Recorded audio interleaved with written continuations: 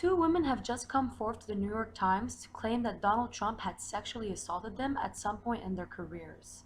This news comes after Friday's video leak of Donald Trump having claimed to grab women by their genitalia, and after he claimed in the second presidential debate that he did not actually go through with any of the locker room talk him and Billy Bush had 11 years ago. With recent evidence suggesting otherwise, it's time for us to briefly examine what had just happened. Jessica Leeds and Rachel Crooks have come forth to say how Donald Trump, being compared to an octopus with tiny little rapid hands, had sexually assaulted them in the 1980s and as recently as 2005.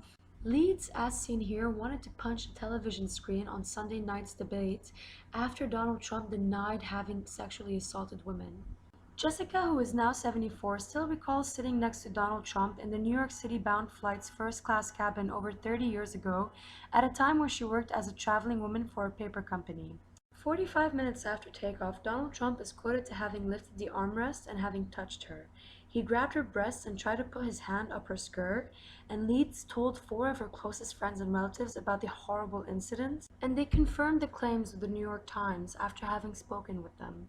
Leeds admittedly did not know who Donald Trump was at the time of the assault, which made the matter even graver, and now she wants the public to know what kind of a man he actually is. Despite how gruesome this story actually is, I'm probably most concerned with the fact that Donald Trump managed to grab her breasts with his tiny little hands.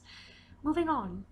In 2005, Rachel Crooks worked for Bayrock Group, an investment and development real estate company situated in Trump Tower, Manhattan, New York. She worked there as a receptionist when she was 22. One morning she met Donald Trump outside an elevator, and she introduced herself. He began shaking her hand and would not stop. He later went forth and kissed her cheeks, and then kissed her directly on the mouth. She is quoted to having said that it was so inappropriate. I was so upset that he thought I was so insignificant that he could do that. And now that we know this, it's just a matter of time before other women begin to come forth and speak up on having been sexually assaulted by Mr. Trump. Mind you, this is a presidential candidate who is being accused of sexual assault, so please think carefully when November 8th comes around.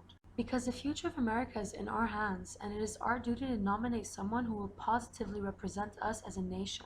Thank you very much for watching. This has been a quick review.